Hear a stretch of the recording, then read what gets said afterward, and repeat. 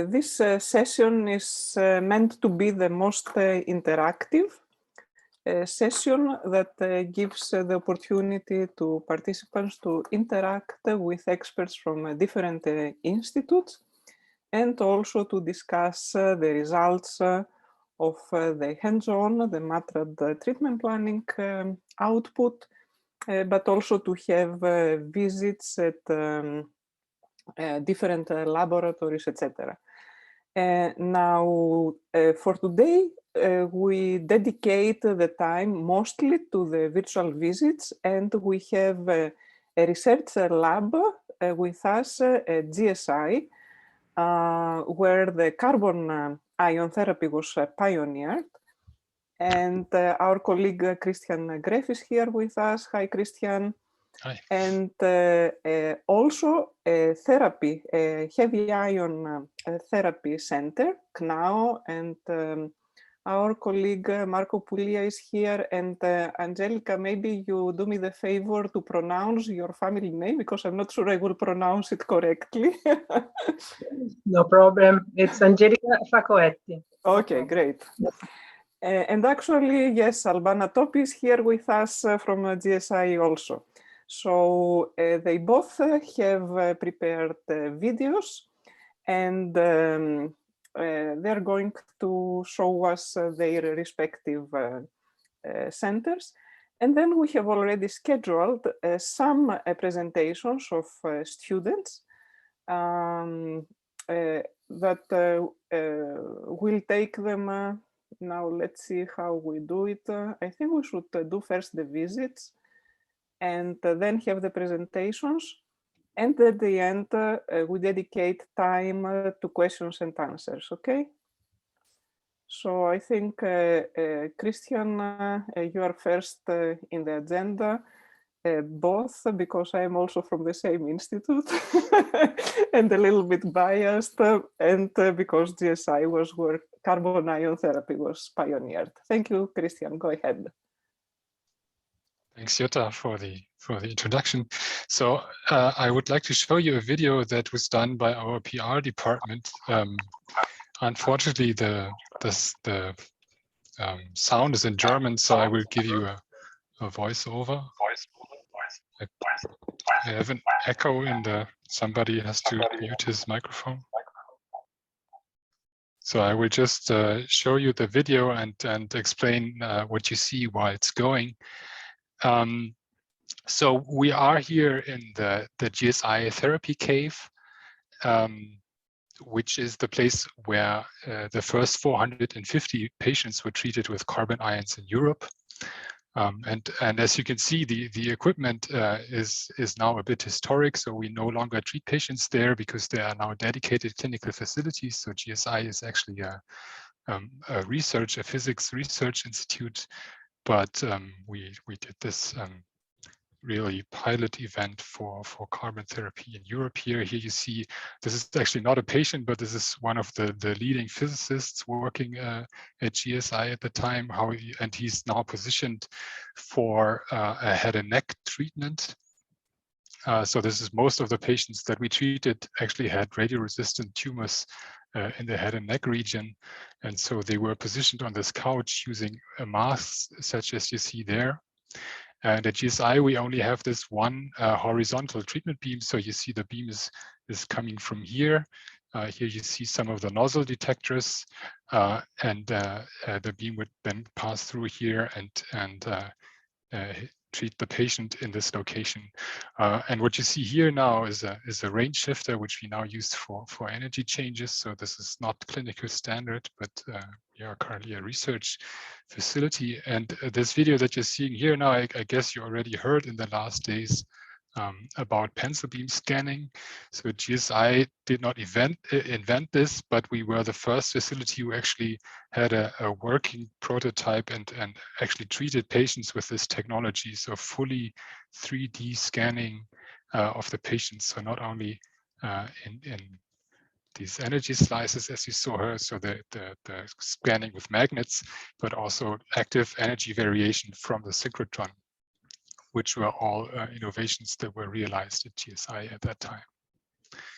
So since 2008, we do not treat patients any longer. 2009, the Heidelberg facility started operation, which is basically a direct follow-up, also operated by the same physicians and some of the physicists from GSI until today. And since then, we do research in this room. I will skip some of this. I think you saw enough bragg peaks in the last days, so I don't have to show you this again. But what we do now is, on one hand, we use this machine as a prototyping facility without clinical restraints. As we do not treat patients anymore, we can basically do crazy things that you can't do if you have to treat patients the next day. So we really mess up the hardware. We try to find new ways of treating, for example, moving targets. We recently did an experiment with radioactive beams from our large accelerator, which can also create secondary radioactive ion beams. And for all of this facility, which at least in the past was built to clinical standards, is extremely helpful because we have this research environment, and at the same time we still have all the facilities in terms of nozzle detectors, of scanning equipment, and so on, that you usually find only in therapy systems. Here you see a thorax phantom that we built to simulate breathing motion. You will also see a video of it in operation. And just skip a bit forward here. So this is an experiment that we did in the past. So here, this is a robot arm, basically mimicking a lung tumor in this chest cavity here. You see the phantom has a spine and so on. So we simulated some breathing motion, and then we tried to track only this tumor and the motion of the tumor inside the moving lung. With a conformal dose delivery. And for this, we currently have an ongoing collaboration with CNAU to get this to the clinic eventually. So this is some of the physics research we do. Some more exciting research that we do is centered around radiobiology, where actually a large part of the biophysics department at GSI is working on. And one example of this is the irradiation with single ions of these nuclei. So what you see here is actually the nucleus of a cell with the DNA colored. So everything that's gray here is the DNA. And what you see here is the passage of a single ion through this cell. And the bright spots are actually the reaction of the cell to DNA damage. So let's go back a bit, because this is really exciting research. So here you basically see the cell is still living and it reacts to the damage caused by this ion traversal. And you can really see that it's just a single ion passing like this through the cell. And all of this is reaction to double-strand breaks in the DNA. So this is really a fascinating way of visualizing these radiobiological effects. So this is just a brief overview of what we're currently doing at GSI. I think there are more talks scheduled at the end of the week. Yeah, and with this, I would like to thank you for your attention. Thanks very much, Christian. This is very timely, and we just had a lecture from Niklas Wall on the MATRAD planning, exactly showing the importance of uncertainties and the breathing.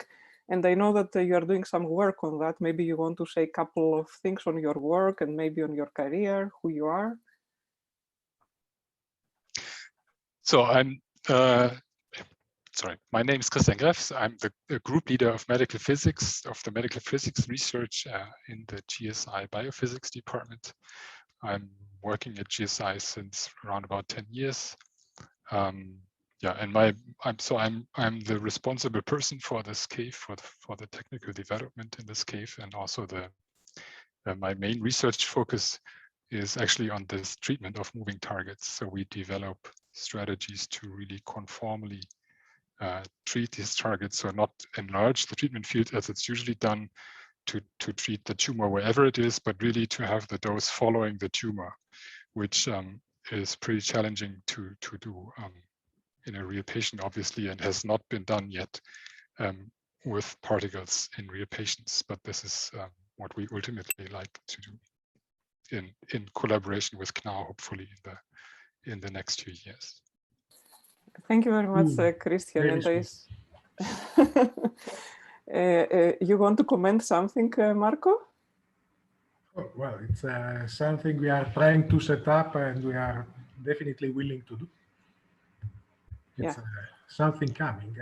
Well, it already started. Let's say the next step is coming, but Christian has already been collaborating with us for a few years. Great. As I see that Albana is also connected, maybe she can say also a few words about her career path. Actually, I met first time Albana in Albania, giving their seminar, and interestingly enough, now worked in the same institute. Albana, if you want to say a couple of words for you and your research. Yeah, hi, thank you for having me here. I currently work at GSI. I'm a postdoc here at the Treatment Planning and Validation Group. And my research is mainly focused in the extending of the current in-house treatment planning system TRIP98 to space research, what we have called this extension in space TRIP, where we calculate the damage that the astronaut gets when they go to the outer space. And yeah, it's interesting. With Jota, we met in this workshop in Albania, like in 2014. And afterwards, the next year, I was a summer student at CERN. We didn't have any contacts, but then, yeah, we met again now, and happy to be a part of this school. Thanks very much, Alban. Remember that on Friday during the social events, 6 to 7, we are going to have some presentations about opportunities at GSI, about summer students, etc. So I encourage you to participate. And I think now we can come to the CNAO visit, and I pass to Marco and Angelica.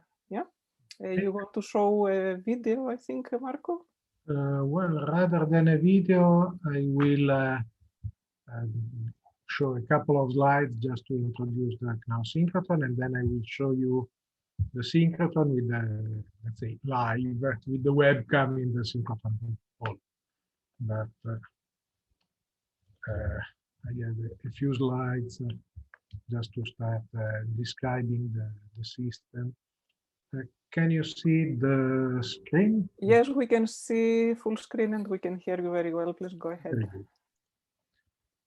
Okay, so I'm not going through any accelerator lectures or hadron therapy lectures, because you have a full week of accelerators and hadron therapy, but it's a virtual visit to CNAO, so I will show you our machine, not a general one.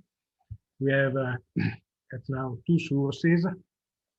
In principle, they are identical, but they both can produce both ions, but one is used to produce protons and the other one produces always carbon ions, in such a way that everything is more stable. We just have to change the setting of the magnets to choose which one is used, which one sends the beam to the LINAC. Okay, so this is the low energy beam transfer line with a very low energy of 8 keV per nucleon. And then we have a LINAC, which is made by an RFQ and the LINAC itself, the DTL. And the RFQ accelerates the beam from 8 keV to 400 keV per nucleon. And the IH accelerates from 400 keV to 7 MeV per nucleon, which is the injection energy.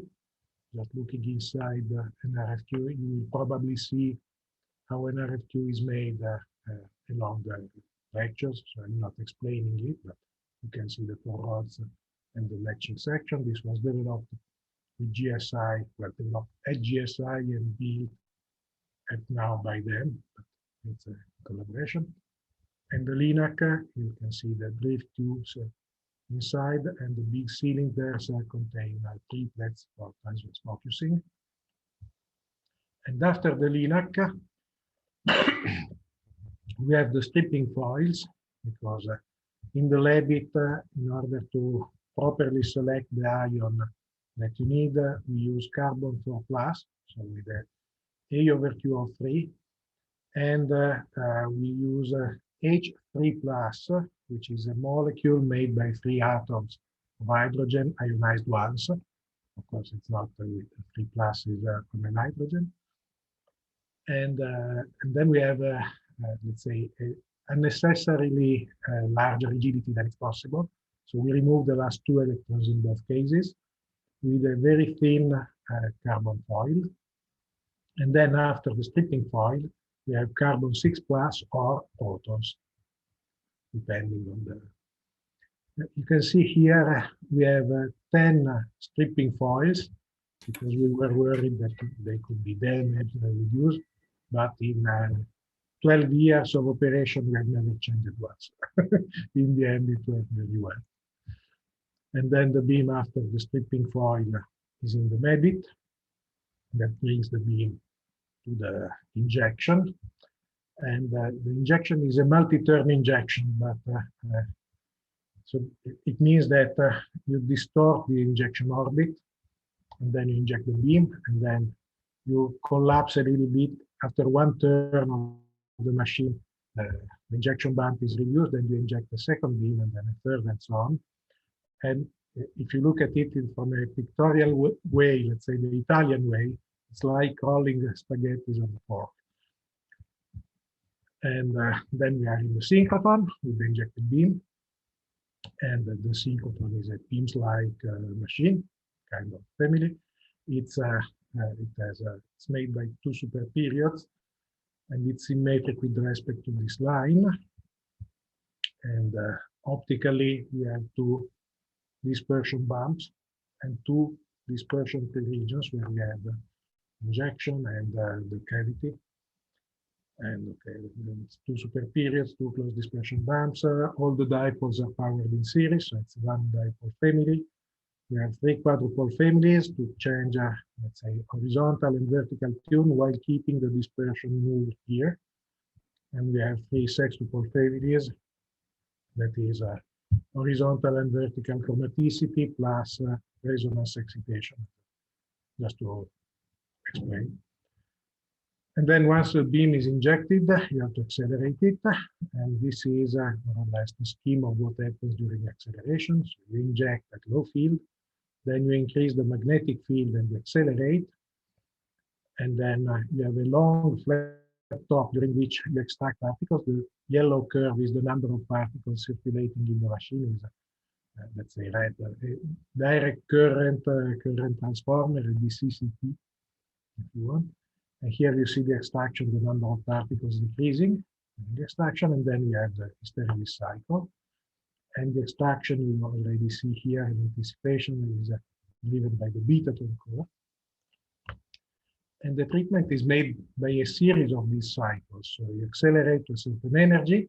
This is the B field that is connected to the momentum of the particles. And then you accelerate to another higher energy, and then to another higher energy again.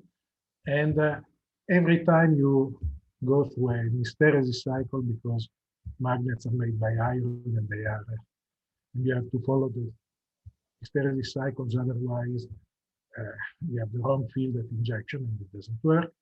So the synchrotron cycles, cycle by cycle, the extraction lines just follow the energy of the beam. The injection lines do not move because it's always the same injection beam only during the flat tops, just to understand, okay? And then you have to extract the beam, and you have slow extraction, as I mentioned, because you have to distribute the beam onto the patient, and you need time to scan the beam onto the patient, and let's say we push the beam into the resonance with the beta tone core. We try to stabilize the spin using known tricks like empty bucket channeling. We have an air core quadrupole to do some gymnastics on the extraction. And we are implementing now a RF knockout. I will come in a second to tell you about RF knockout. This is the Betatron core. It looks it's a big bulky magnet. If you want to have dipoles, which have 2 poles, and they put a homogeneous field onto the beam path, then you have quadrupoles, which have 4 poles, and they put a gradient light field on the beam path.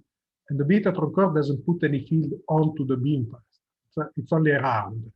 Okay, it's a 0 pole magnet, if you want. It's like a transformer in reality. When you ramp the magnetic field on the coil here, you induce a voltage accelerating the beam into the resonance. So with the Betatron core, we push the beam into the resonance. You will know more about slow extraction in one of these days, in one of the lectures. But now we're implementing a RF knockout in which you bring the beam into the resonance by perturbing it transversely with the noise or with the resonant frequency in order to increase the particle oscillation amplitude until they reach the resonance and they are extracted. And this is because we are heading towards multi-energy extraction. That is, I showed you the cycle before with all the hysteresis cycle, which is a lot of lost time, let's say. Every time you have to change the energy of the beam, you have to destroy the remaining beam, inject a new one, accelerate it to the new energy, and use the beam at the new energy for the new slice. But all this time you have no beam. And so it would be useful, let's say, if we had enough beam, and generally you are losing a lot of the beam that you inject because you don't need all of the beam in all of the slices. And if you can re-accelerate the beam that is remaining in the machine, you can save a lot of time. This is a non-trivial operation. It's being developed, but this kind of operation is more convenient with a RF knockout in which the beam is not debunched for extraction. So we're implementing a RF knockout now. And then, okay, the extracted beam goes into the high energy beam transfer line towards 3 treatment rooms at now. And in all of the treatment rooms, we have a horizontal beam line. And in one of the treatment rooms, we also have a vertical beam line. So we have 4 beam lines in 3 treatment rooms. Plus, we have an experimental room. Here you can see the beam coming toward the treatment rooms. Here, this is the vertical beam line. But if you go straight on this direction, you can go towards our experimental room, which is dedicated only to experimental activities. No patients in here. But well, the room is there. It has the size that it has. The space is always tight. And so we have made it in a very, let's say, Lego-like way. You can assemble, you can set up the line in 4 different configurations, placing on the beam the scanning magnets, 1 or 2 sections of vacuum pipe, or even removing everything, okay? Depending on whether you need a large irradiation field or a long distance after a target for, I don't know, time of flight measurements. It depends on the experiments. And at the end of all of the lines, including the experimental one, we have our scanning system and a monitoring device made by ionization chambers that measure the beam in real time and that is connected in feedback to the scanning magnets, deliver the beam with the active scanning that we just saw in Christian's presentation. And then in the treatment room, out of the accelerator, we have how to position precisely your patient.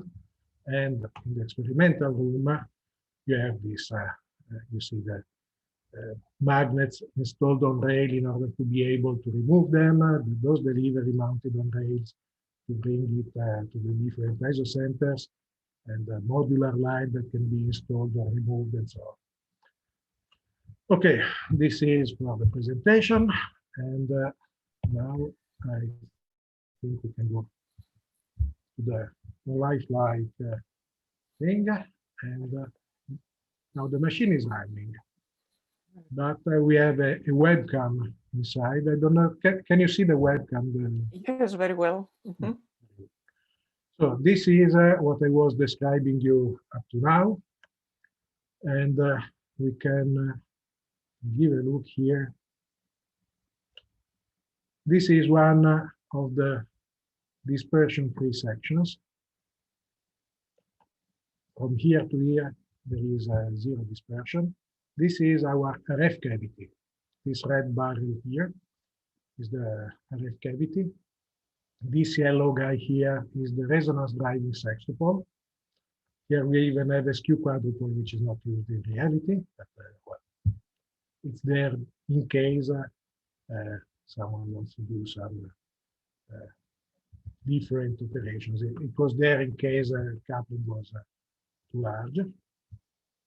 Here you have in green quadrupoles, you have dipoles, and then you can see here inside, well, inside the two sources.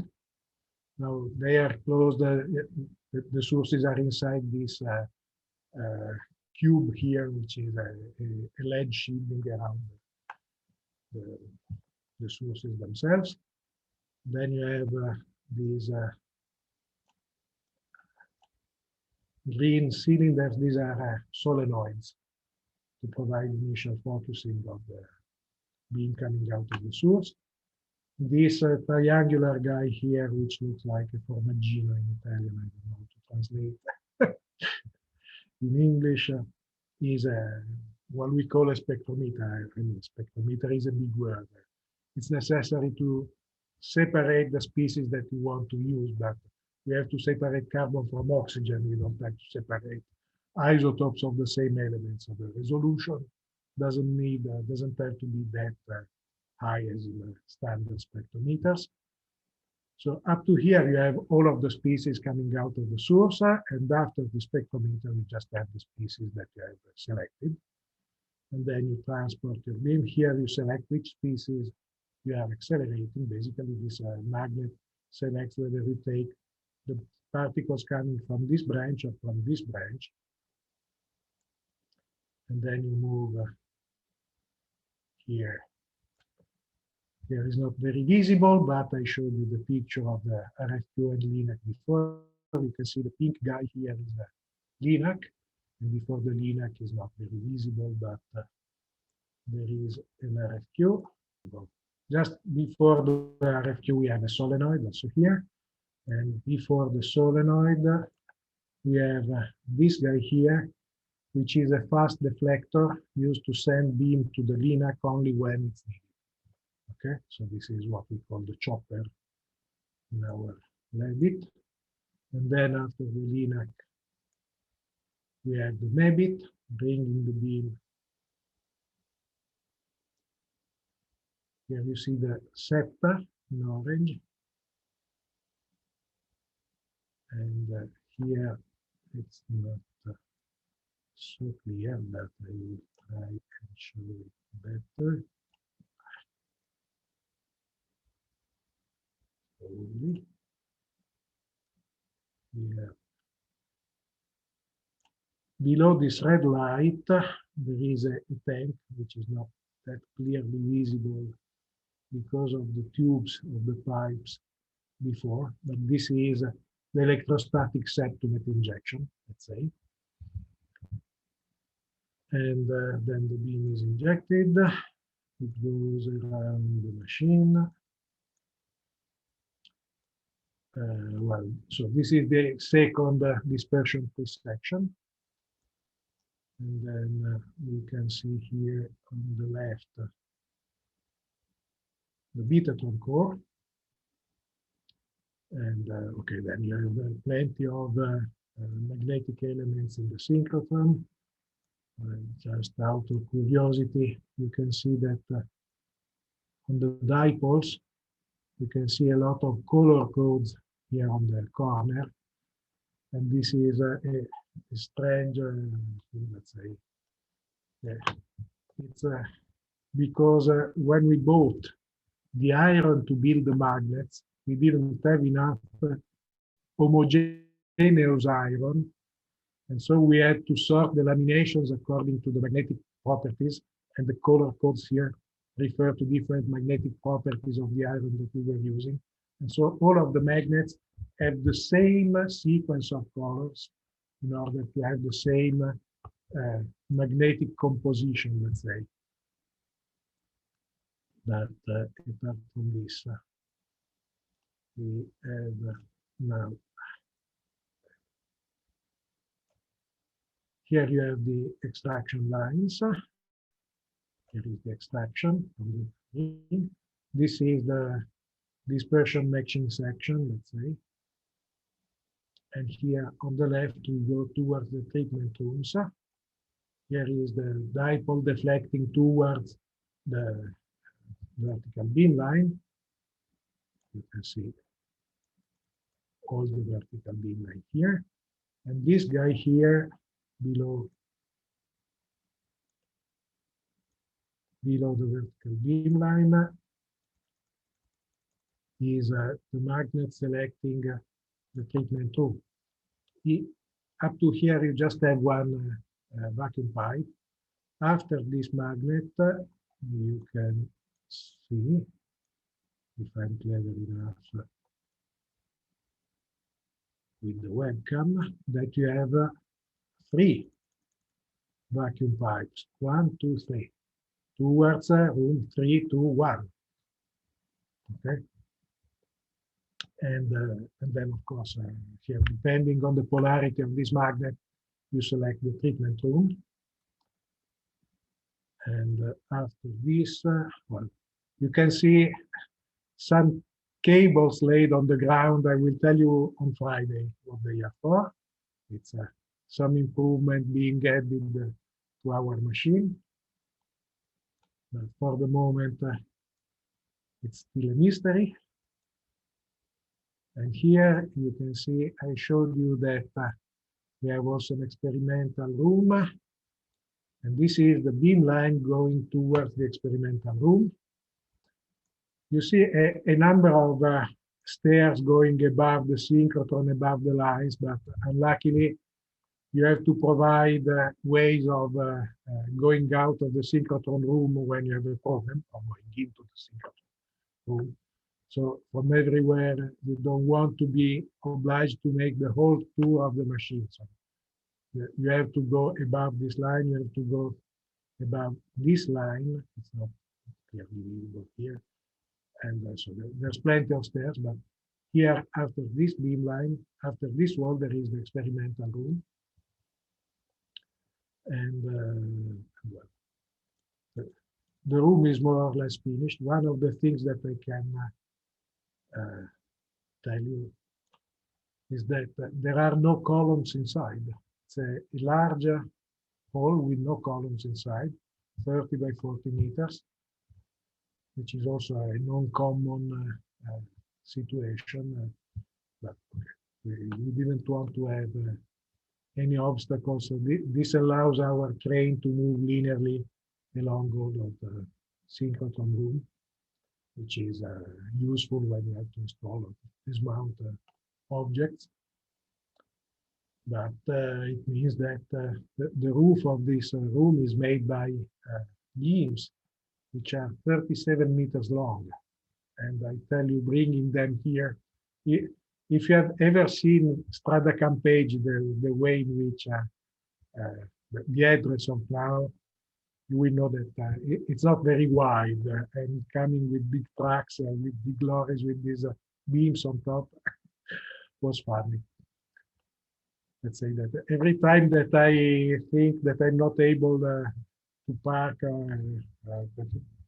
some park place is small, I think to the guy bringing these beams into Knau, and they say, no, it must be easy.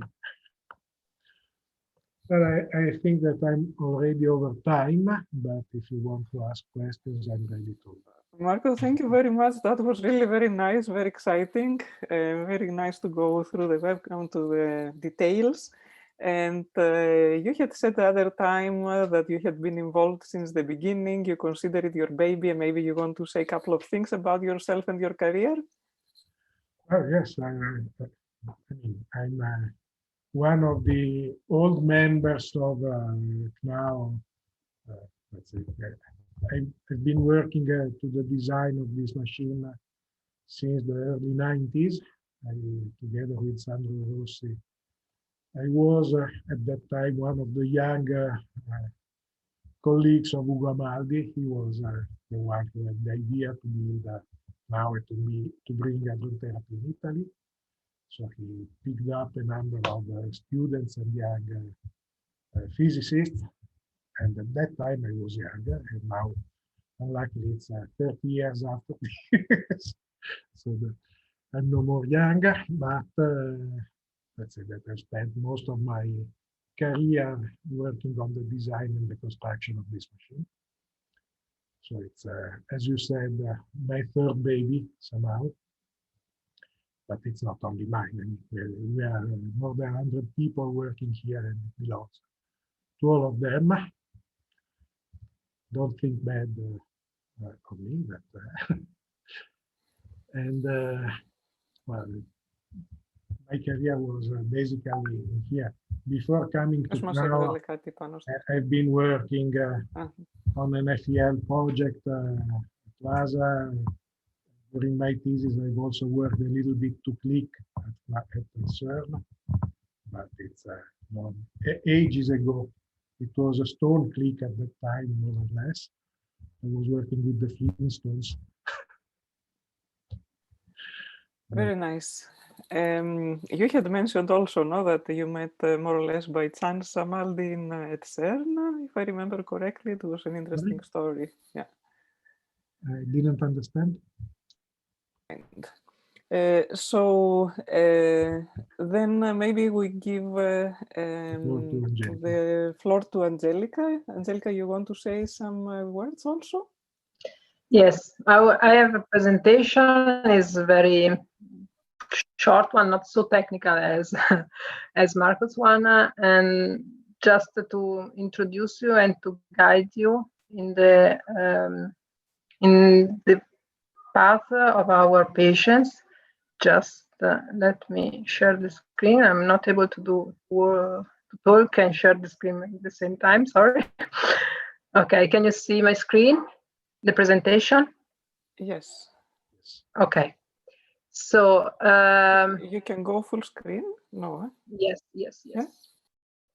Okay, so my name is Angelica Faccoetti, and actually I'm a radiation biologist, so I'm not a physicist.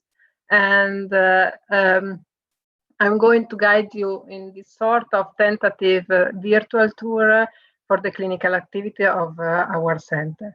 And then I will leave also the last few slides to introduce some hot topics for radiation biology in hadron therapy, because I cannot resist to not touch this issue. So now, just a brief introduction on our history. Is a no-profit private foundation that has been commissioned in 2001 by our Ministry of Health, with the purpose to build and run an hadron therapy center and also to perform research in hadron therapy. But actually, the history is even longer, because, as Marco just said, the idea was born in 1991 when Professor Ugo Amaldi launched the idea to build this an hadron therapy center in Italy. So the nice part is that this year we are celebrating 20 years of history of our center and 10 years from the first patient that has been treated. So it's quite a crucial year, this one. Just briefly to tell you that behind our center there is a lot of efforts, and that started in 2002 up to 2004 with the organization phase. That was a very big effort to collect, to write, and to sign all the documents that Italian authorities ask us to fill for have the authorization to build the synchrotron that Marco has shown you. And so the construction, the real construction, started only in 2005, and it took 5 years. Obviously, this construction and all the planning activities were performed also thanks to very strong collaboration with Italian and foreign research centers and partners. We didn't do everything by ourselves, of course. And then we had the last phase, that was the experimental one, in which we had to test and to prove to our authorities that our beams were working as we expected, from a dosimetrical point of view, physical point of view, and also from a radiobiological point of view. So especially for carbon ions, for example, for radiobiology, we had to make some in vitro and also in vivo tests, just to prove that our beams were comparable with other carbon beams that are present worldwide. And then the last part of the experimental phase was taken in the clinical trial, and that we had to prove that our beams were safe also on the patients. So we enrolled almost 180 patients in a compassionate situation, and they were treated, and we had to check the toxicity that they developed during and after the treatment. And after this, in 2014, we get the authorization to treat within the national health system. And so I think this graph is quite nice because it reflects also how CNAO has grown during this year. So at the beginning of 2014, we were able to treat something more than 200 patients. And now we have reached in these last days a sort of plateau around 530 patients.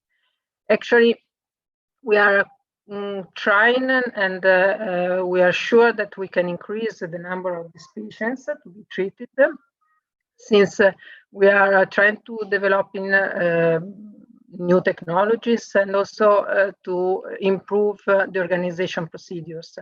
Also due to the fact that from an estimation, it is think that about 1,000 patients per year need treatment with carbon ions in Italy. So for this reason, we think that we can improve our numbers. And this is not a detailed list of all the tumors that we can treat within our health system. And as you have learned in these days, they are mainly radioresistant tumor like chordoma and sarcoma, and also tumors that are located close to organ at risk, like brain tumors or like head and neck tumors. And here it's a better graph that can give you an idea of the distribution of our patients. So again, chordoma and sarcoma, radioresistant tumors, and all the head and neck district tumors, plus brain tumors. But I think that need to take your attention also this graph, because more than a quarter of our patients are retreatments. What does this mean? As you know, there is the chance that a tumor can relapse after a first radiotherapy treatment with the conventional radiotherapy.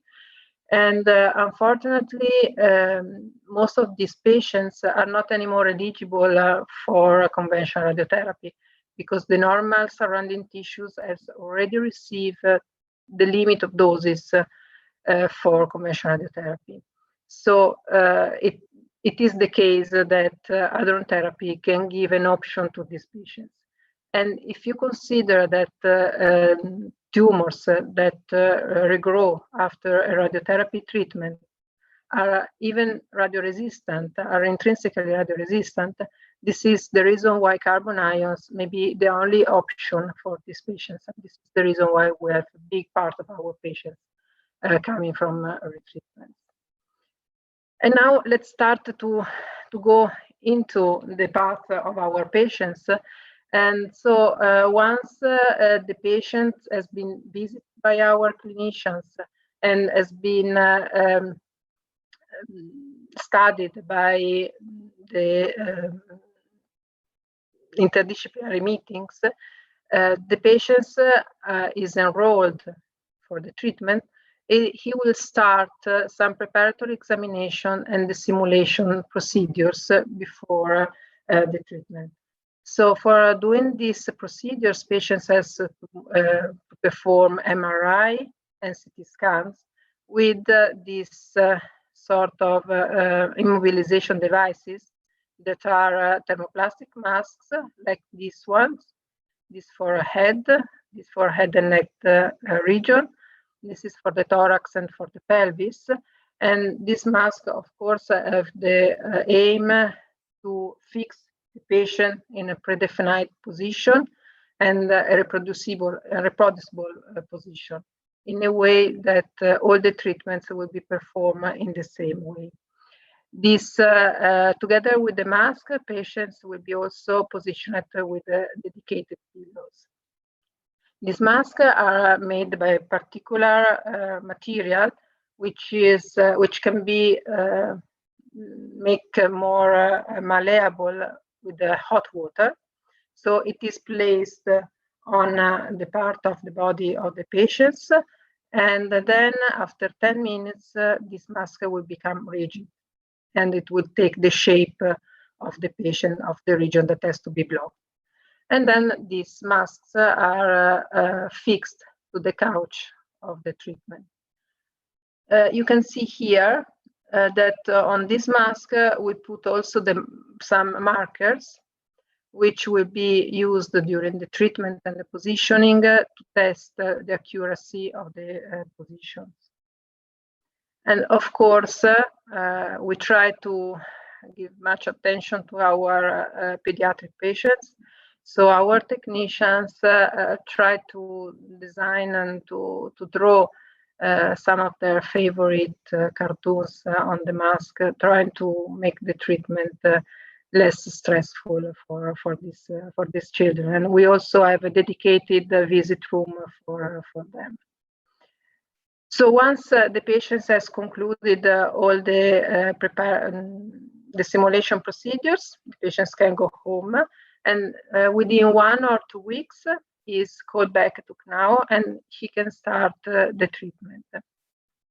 The positioning of the patients doesn't start in the treatment room, but in a dedicated preparation room.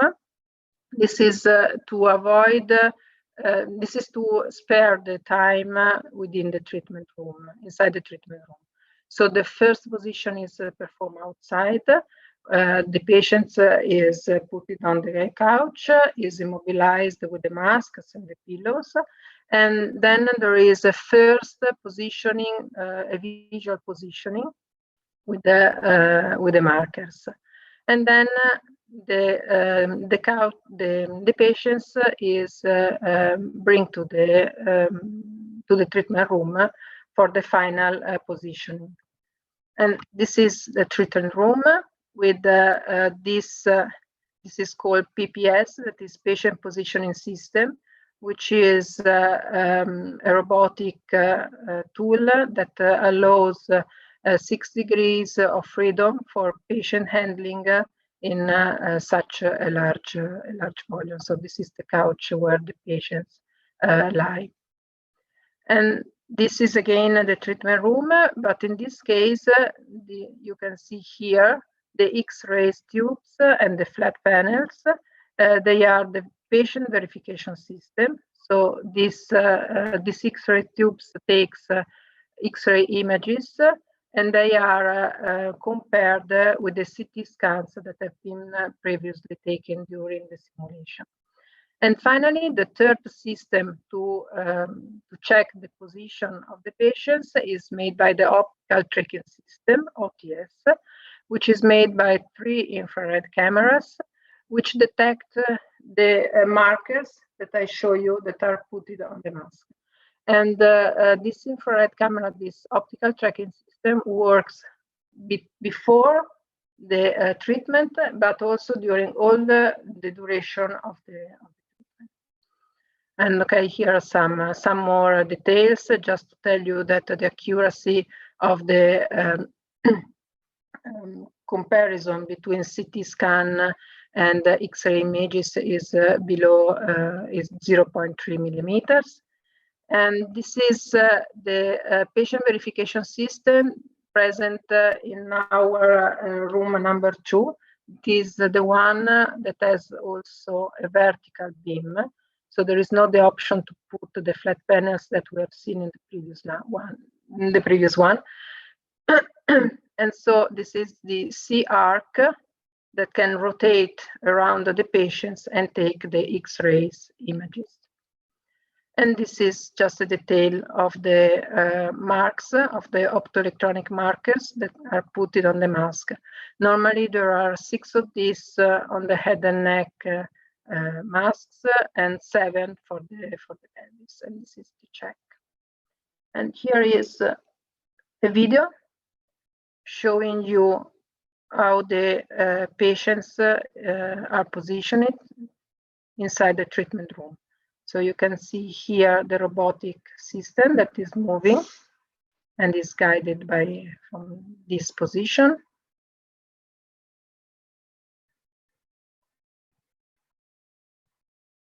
Okay.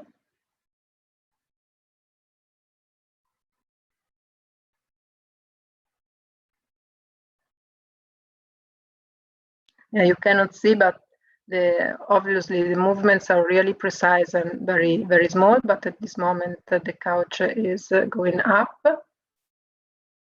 here.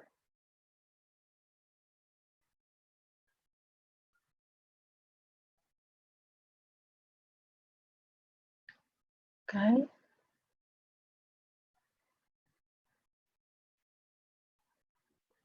Okay, and here you can see the flat panels and the X-ray tubes that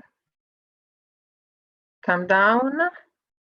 This is the beam, so it's a room with only the horizontal beam, and the flat panels are going to go down, okay, so that the X-ray images can be taken. And as I said, the images will be compared with the CT images that has been taken in the preparation phases.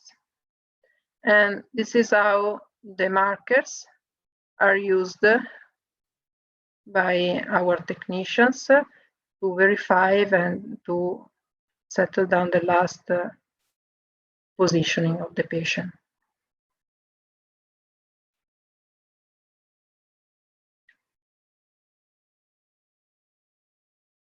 Okay. Oh, sorry. Okay. And so after the patient has been positioned, the treatment obviously can start. As HITRIplus said, we are using a sort of a treatment, an active scanning treatment. And here is a video trying to show you how this scanning system performs the radiation slide by slide of the tumor. So the tumor is divided in slices, and the treatment plan is designed to treat one slide by slide.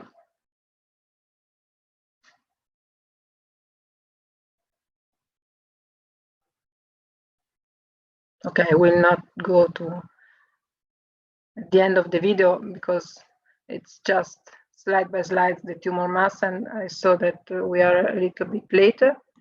So just to guide you also in my lab and to introduce you our radiobiological activities, we have a radiobiology lab that is open also to external research.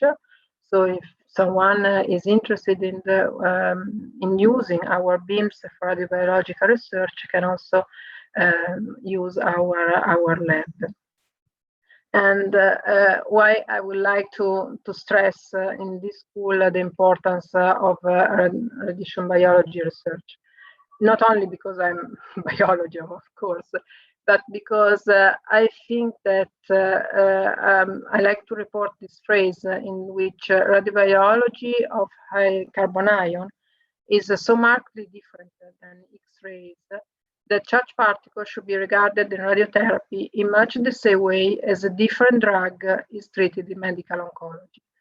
This is because I have the feeling that most of the time people say, okay, it's radiation, it's ionizing radiation. But we know that they are totally different kind of radiation. They behave in totally different way on the cells and on the molecules. So I like to stress, especially in this context where we have students, the importance also of basic research and research in this field. And these are some of the hot topics that I think are needed to be underlined concerning radiation biology.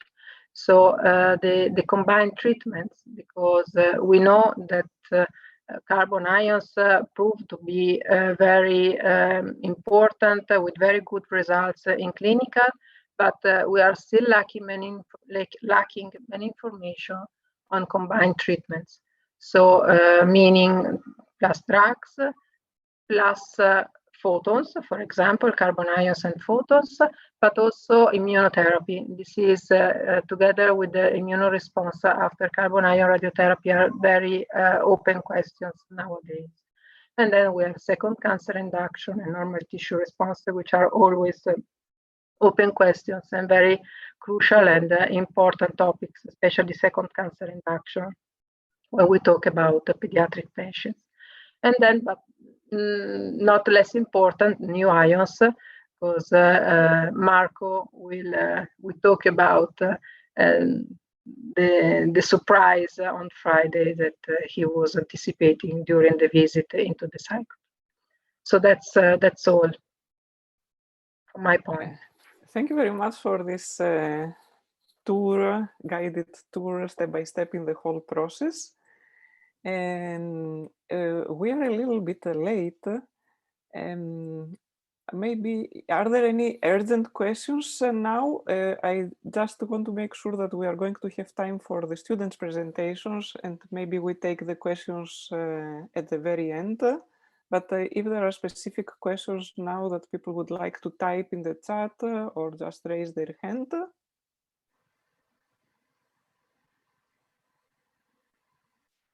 Okay, we will put the document anyhow afterwards. So let us give the floor to the students, because it is important also that the students have presentations. We have scheduled already 3 of them. And as I said in the introductory presentation on Monday, there are students that we are working with or we are going to work with, sponsored by a private sponsor, Eddie Offerman. Eddie Offerman. Now, Benjamin is already working with us since more than 6 months, and particularly with Mariusz Sapinski, that had a presentation this morning. And the other 2 are going to be summer students at CERN, again, working with our groups. Benjamin, are you ready to share your screen? Yes, good afternoon. Yes, please go ahead. Okay, let me quickly start the presentation. Okay, so to introduce myself, my name is Benjamin Dedic, or Benjamin, however you want to pronounce it. I'm a master's student at the University of Sarajevo, currently on the medical radiational physics master program, but today I'm going to talk a little bit about simulation of low energy beam transport. Since today we have talked about a lot of accelerators, synchrotrons, RFQs, sources, we're going to look a little towards this picture. This is a preliminary layout for the CEAST facility, and it should looks similar, maybe it's the same like this, but today we're going to focus on the part that's highlighted green and blue in the picture, which is the ion source or ion sources in this case, and the RFQ. As today, the second presentation by Nadia Gambino, Ms. Gambino, it was about sources. She talked about ECR ion sources or electron cyclotron resonance ion sources. And this is a example of an ion source bench, which contains ion source beam diagnostics and optical elements, allowing to form the beam for further transport. And this is produced by Pantechnique from France. To know about ion beam simulation, we have to firstly introduce ourselves to some of the ion beam characteristics, which were talked about today, but I'm just going to repeat them, which are the type of the ions which are in the beam, ion charge and mass. In simulations, they're mostly in electron units and in atomic masses, which are respectively, and energy in electron volts. Of course, we know that energy can go up to mega electron volts, maybe sometimes even to giga electron volts, but the main energy unit is electron volt. The density of the beam should be at milliamps per centimeter squared, sometimes in amperes per millimeter per centimeter square, of course, as well as the ion temperature and plasma temperature. About the geometry, we as well for simulations, as we will see in the continuation of this presentation, we will have to learn know as well as the electrogeometries and their potentials as well. So why do we simulate ion beams? Simulations are done to optimize the geometries and voltages of the extraction electrodes to receive. We have to know the largest current, we have to have so the optimization is best for the largest current, the smallest emittance, and we have to have the good matching to RFQ of beam emittance, of course. What actually needs to be simulated is that the 2D or 3D distribution of electric fields, which are generated by electrodes, and the tracking of ion movements in the fields. Here is a picture of the configuration we will receive after an example today, and this is something that I have programmed within our project. After getting the necessary information, either by gathering it or receiving it from the company that supplies the source, following steps needs to be done. We have to find the best suitable software for simulations. We have to reconstruct the geometries of electrodes of the source, of course, as well as the extraction system afterwards. We have to set up correct values of beam characteristics in the program, and after that, we have to compile, simulate, and optimize everything afterwards. The most important part, well, after knowing these beam characteristics, potentials, source characteristics, is to carefully choose the best suitable softwares for simulations. Some are IBC, COMSOL, Multiphysics, GCOSY, and LimiOptic, and there are a lot more of those softwares. Today we have chosen, or in the case of my project, we have chosen to work on IBCmu, which is an optical computer simulation. Code has several capabilities for solving electric fields in a defined geometries and tracking particles in electric and magnetic fields, respectively, if you want to use magnetic or electric fields to confine your ions.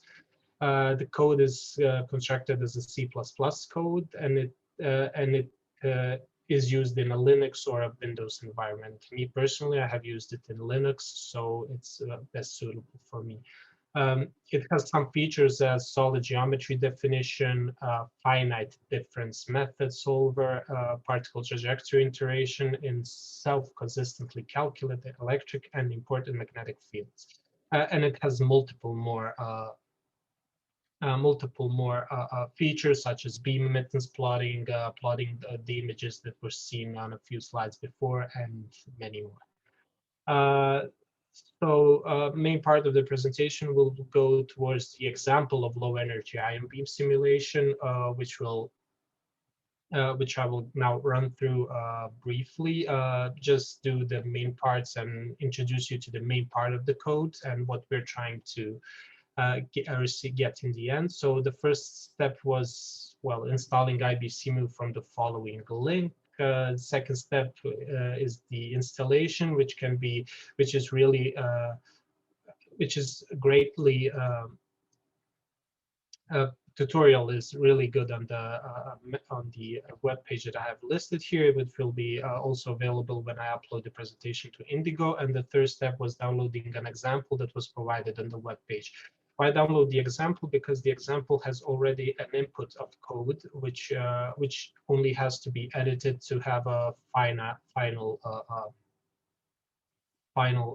product that we're trying to receive. Of course, the code can be manipulated and can be some parts can be added, as we will see in the further of the presentation. So after the 3 steps on the previous slide, we will receive a plot that looks like this. But for a simulation of low energy ion beams and for let's say a super nanogun ion source, which the simulation is loosely based on, we'll have to receive a plot at the bottom. So first part is to look at the code where the beam characteristics are named. So in the bottom part, we have seen that first number is the number of particles, second is the current density, third is particle charge, fourth is particle mass, 5 is starting energy, parallel temperature, transfer temperature, and starting coordinates of the field. We'll see how it changes on the when we have a bigger picture afterwards. So to see, we have changed that we want to track 10,000 instead of 1,000 particles. We have changed as well the current density. We can see that in the example, we have hydrogen, which is 1+, and we are using tritium, which is 3+ in the right side. Well, tritium 1+, sorry, which is on the right side. Afterwards, we'll have to edit the electrodes, which are not suitable for our case, which are given in the example from downloading from the web page. So we have to modify the mesh, which the first geometry geom is a function which defines the mesh or the working space where the ions are tracked, where the electrodes are placed and everything. So we will have to widen it, and because we need more space to work with. The second function, the solid times S1 equals new function solid, is defining how many electrodes do we have. In our case, that will be, instead of 3, we'll have 4. The third part is defining the geometries. Geometries are based on mathematical or analytical geometry, which we could easily, if we have an idea of what the source should look like, we have multiple programs that we can extract values of X and Y coordinates from the program and from the electrodes, and where we can use our knowledge, or if we don't have, we should learn about analytical geometry, and then it's easy to reconstruct geometries that are given.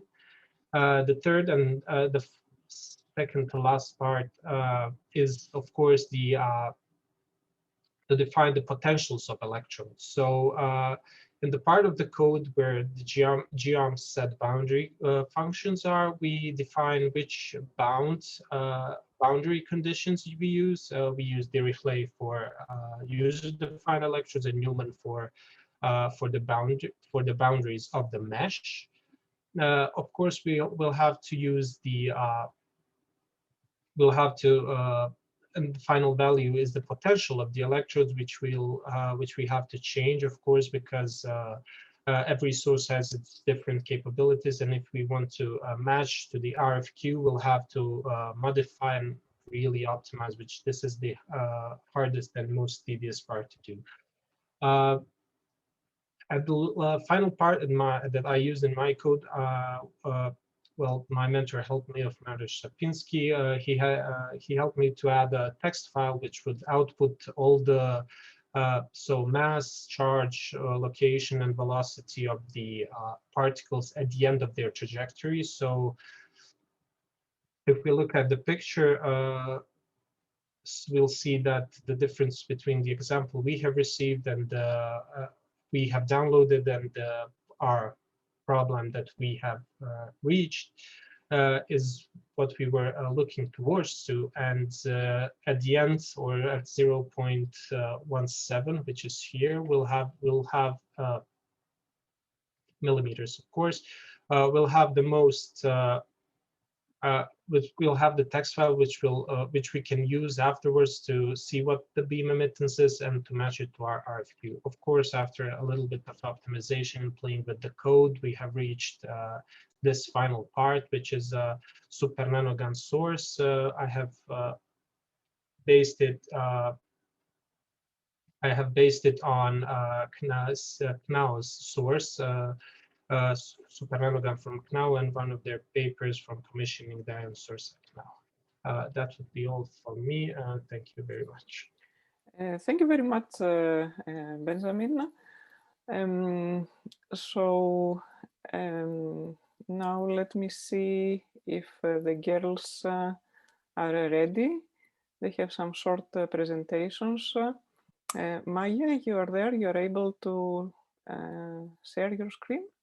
Yeah. Yes, I'm here. Can you hear me? Yes. Yes, okay. Everything is okay? Yes? Yeah. Okay. We can see.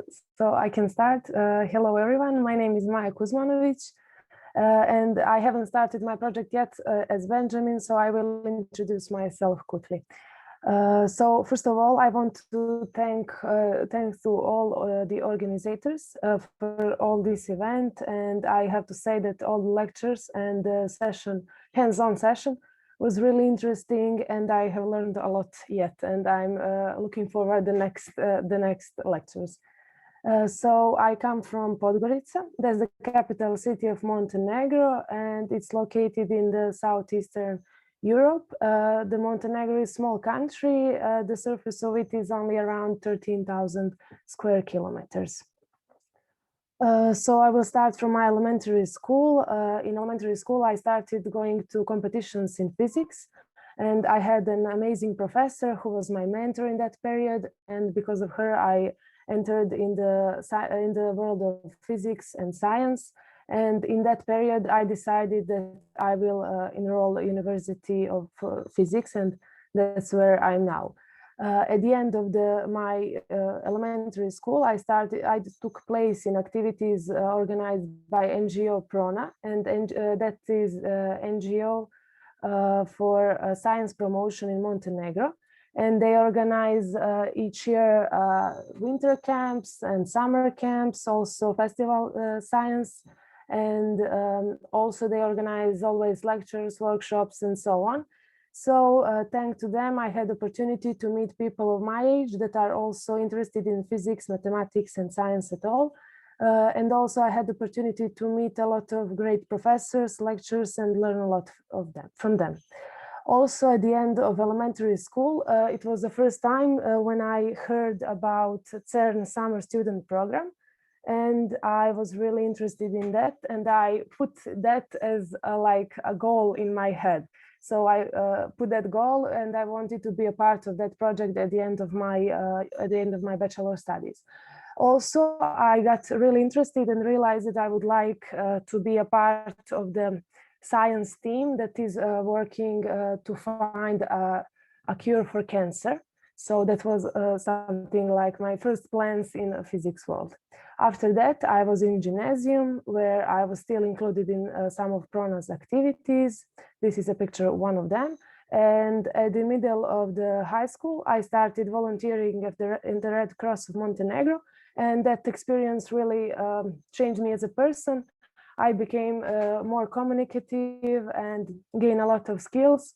Also, I gained self-confidence and so on.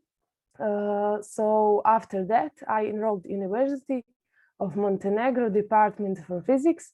At the end of the bachelor studies, I did internship in the same NGO Prona. During my bachelor studies and specialist studies, I realized that I enjoyed the most in nuclear physics and in the physics of elementary particles. So I decided that for my specialization project, I will do something related to the nuclear physics.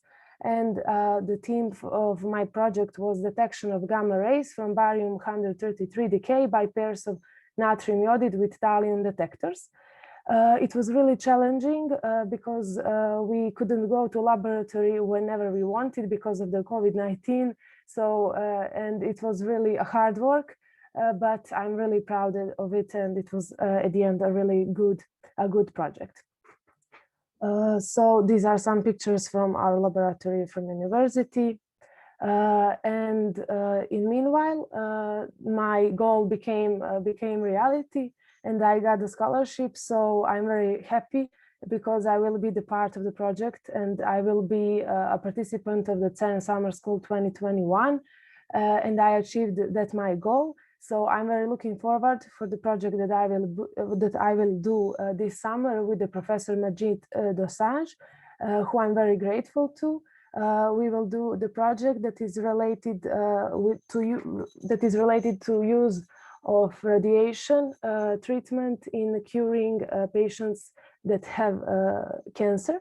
Also, the project will examine all the advantages and the disadvantages of all the treatments that are using in Montenegro and Southeast Europe region, SEE.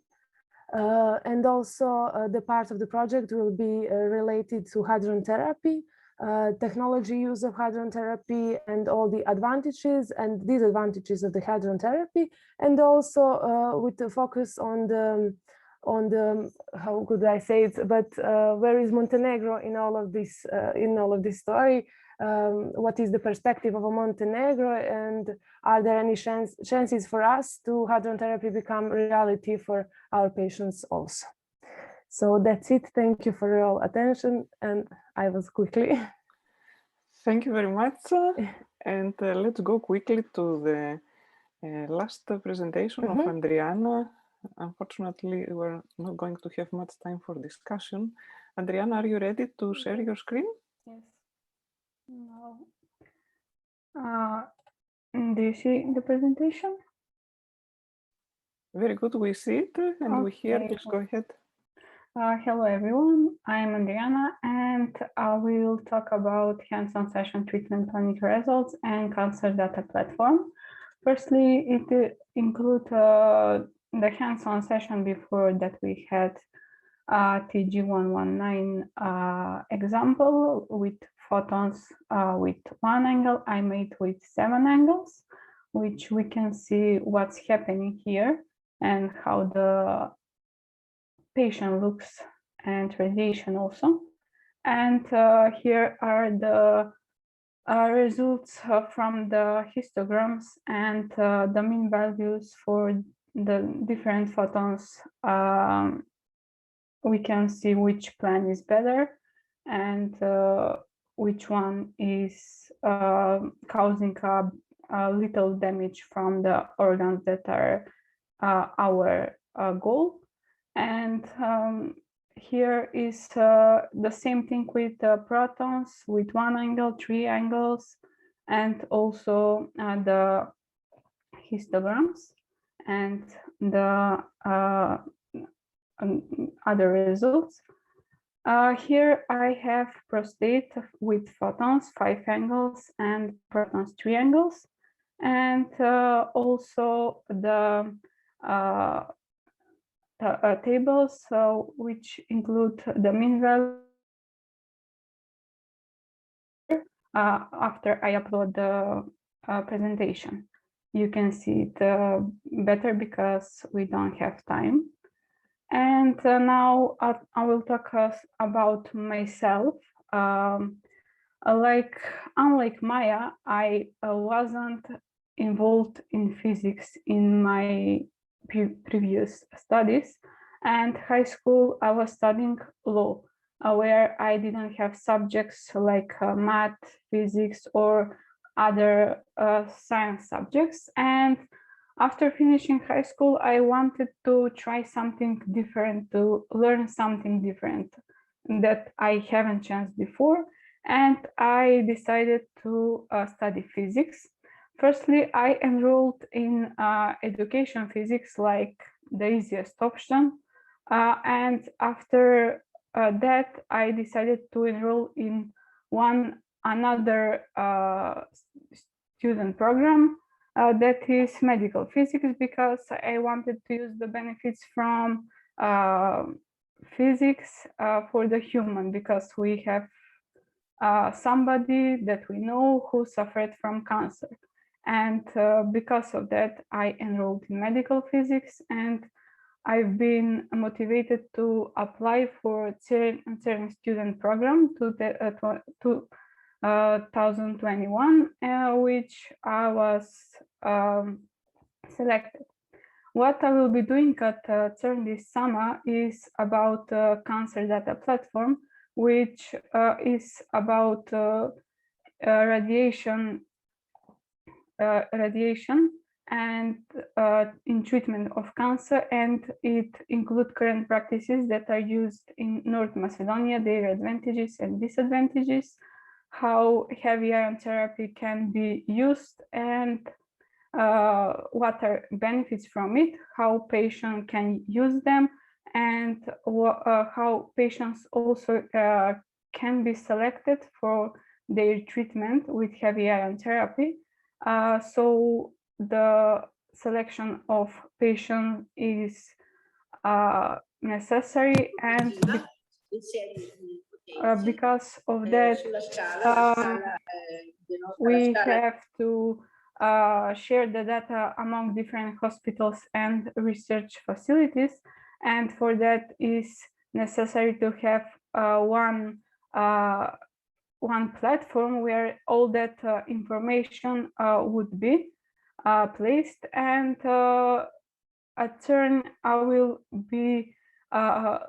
learn how to deal with that large amount of data, and that will help in cancer registry for North Macedonia. And all this I'm telling you to encourage you, and you don't hesitate, because if you have one opportunity, or whatever opportunity, you have to use it. And I've done mine, and I'm selected, so I'm really grateful for that. It will widen my point of view, and I believe that this would be a priceless experience.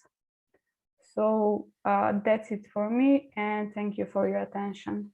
Great, thank you very much. It was very nice that you managed to do a lot of treatment planning and include it, and thanks for sharing your experience. So we had two different experiences from the two girls. I think I will steal a couple of minutes from the social events, because I think we should have some discussion. And Iris, maybe you can share the document with the questions, but feel free to unmute yourself or type in the chat. It's your opportunity to discuss with the experts. And we try to simulate a little bit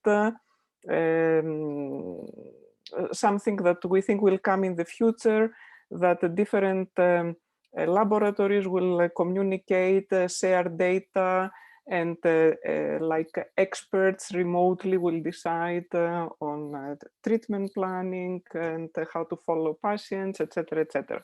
So we have people from GSI, we have people from CNAO, and we have some treatment plannings that the students did, and feel free to ask the experts any questions you have. is somebody that wants to ask something interactively? Unmute yourself or give us a sign in the chat, raise your hand. If not, Aris, you want to read the questions? And then we have one of our experts. Yes, of course. Hello, everyone. I'm Aris. Yes, the first question is, what material are the brown positioning knobs on top of the mask made of? Is it okay for the beam to pass through them? So, yes. Thank you. Yeah, I think it's for me, but I don't know exactly the material. Marco, do you know it? Do you have an idea? I have no idea either. The mask itself is yes, the mask. Material, but the knobs, I think it's the reflectors for the OTS. Yeah. Yes, but I don't know the material actually. They're reflecting for infrared. But I guess what we could certainly say is that it is okay for the beam to pass through them, otherwise they would not make them, right? No. I think that all the fields are planned not to go through these knobs. They are for sure part of the planning CT, no, but I guess you would still try to avoid shooting through them. Certainly, yes. And then I will go to the... We can ask Guido Baroni and let you know. Yeah. Great. You have the opportunity actually to type the document and put the answer underneath. Great. Okay. So we can ask the suggestion. And then I see that there is another question on the mask, if they can be implemented to avoid anxiety for the patient. Yeah. Actually, it's not painful, but it's stressful to stay with that mask and immobilized in that situation. But normally patients get used after the first treatment or the first positioning. Then patients start to get used to these devices, and even the patients that are really anxious, they can overcome these factors. So at the moment, this is the only device that can be used. What they normally say, if this is possible, just to make bigger holes for the nose, but just in case the treatment can allow it. Otherwise, this is the only way to position the patient for the treatment. This is one. And if patient is really anxious, our medical doctors, our nurses give him some medication just to relax him, especially for the first fractionations. Anyway, in conventional radiotherapy, you often see masks with holes because it's pressure for the skin, it's nicer. But pros and cons of the precision, if you have a precise bullet like hadrons, then you would see these holes in the treatment planning, which is not nice. So our mask is homogeneous because of this. Yeah, then what is the reason PBT or ion beam therapy is mostly prescribed to children? Actually, in CNAO, we treat children mostly with protons than compared to carbon ions. The reason of using hadron therapy is because we can spare more normal tissue, and if we consider children, it's really a crucial point for two reasons. The first one is that we hope that they have a longer life expectancy in front of them, so side effects to the normal tissue are really a big concern. And the second reason is that tissues in young person, in children, are different from tissues in an adult. So they react in a different way. They are still growing and are still developing. So you can imagine how important it is to spare, for example, brain and normal tissue in a child compared to the adult, of course, it is important, both of them, but in children is more important.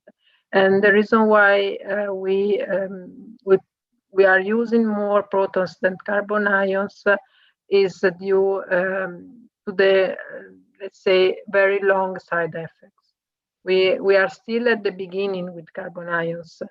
Japanese people have collected data from several years, several decades, but it's still not so much for children. So that is the reason for the moment we push more to protons than compared to carbon ions. How many times do you treat the patient to cure him? Do you during the slicing part? Yes, we do all the organ, and the fractionation is we treat from Monday for 4 days a week, from Monday to Thursday, and for 4 weeks. So at the end we have 16 fractionations, and the patients now is not in hospital, so we don't have beds. The patients come to CNAO, take the treatment, and then can go home or to the hotel or whatever he stays for during the treatment. And that is, I guess that we have done everything. Concerning partial irradiation of tumors, we don't do it. Yes. And we generally irradiate the patient from 2 or 3 directions at least. Yes. And all of the fields are delivered every day. I know that in some cases elsewhere, you treat from left on day 1 and from right on day 2, but this is not what we do here. I have no idea of the clinical reasons. I cannot argument on this, but for sure we deliver all of the fields every day. Okay, great. We went through those questions. Last chance, is there anybody that would like to unmute and ask any question? Does not seem to be the case. Then I think I will now pass directly to Rebecca. Rebecca, you are there? Hello, yes, can you hear me? Yes, I'm sorry that there is no break between, so we are jumping to the social events, and there Rebecca will explain you how to move to a different tool and socialize after Mimosa is giving us some comments. Rebecca, please, on you.